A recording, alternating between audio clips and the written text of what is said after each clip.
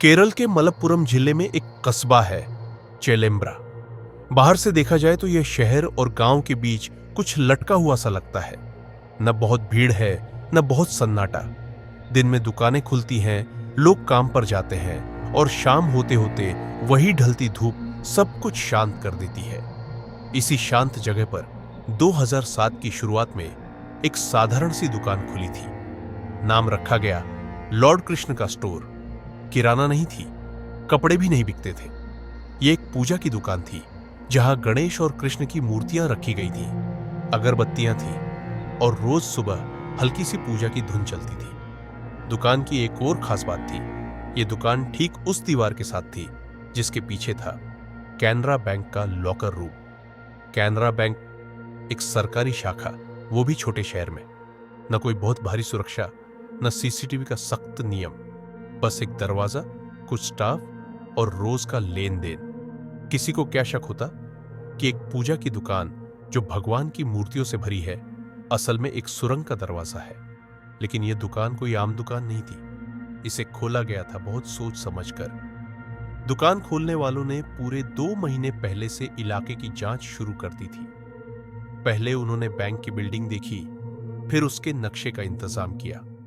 उन्होंने देखा कि लॉकर रूम किस तरफ है और फिर उस रेखा को खींचा जिसे जमीन के नीचे से जोड़ना था। जब दुकान खोली गई तो उसका पिछला हिस्सा छत से ढका गया। कोई रोशनी नहीं, कोई खिड़की नहीं, बस एक शांत कमरा जहां दिन में कुछ नहीं होता था और रात में मिट्टी की हर परत कटती थी। हर रात 8 लोगों की टीम जुटती थी। किसी के पास फावड़ा था, किसी के पास नक्शा और किसी के पास सिर्फ वक्त की गिनती।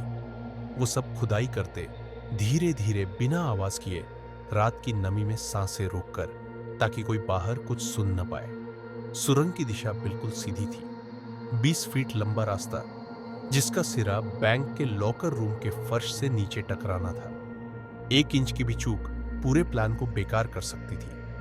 हर रात खुदाई के बाद मिट्टी को बोरियों में भरा जाता, प्लास्टिक में लपेटकर उसे दूर फेंका जाता, पास के सूखे मैदान में जहां किसी को देखने की फुर्सत नहीं थी। दिन में दुकान बंद रहती, शटर के बाहर सिर्फ एक छोटा सा फूल लटकता था, जैसे भगवान की मौजूदगी जताने के लिए काफी हो। लोगों ने सवाल नहीं पूछा, किसी ने यह नहीं कहा कि दुकान में ग्राहक क्यों नहीं आते, क्यों नहीं कोई पूजा की सामग्री खरीदता। शायद इसीलिए वो प्लान इतना कामयाब हुआ क्योंकि उन्होंने शोर नहीं मचाया। चुपचाप खोदा, चुपचाप सांस ली और चुपचाप उस बैंक तक पहुंच गए जहां करोड़ों रुपए और सोने के लॉकर बन गए।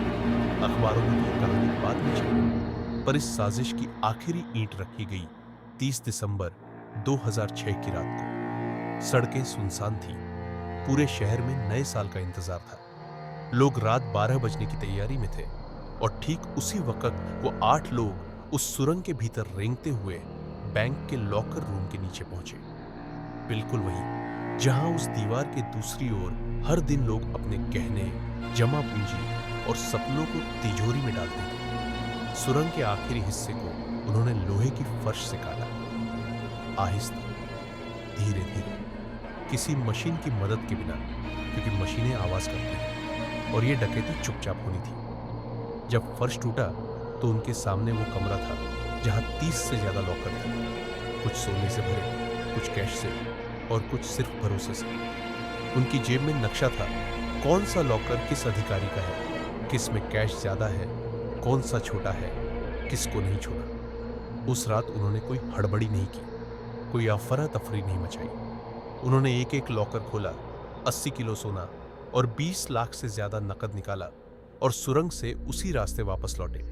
किसी को एक खरोंच नहीं दी, कोई गार्ड नहीं मारा, कोई गोली नहीं चली। फिर भी ये डकैती इतिहास की सबसे कामयाब और शांत डकैती बनी।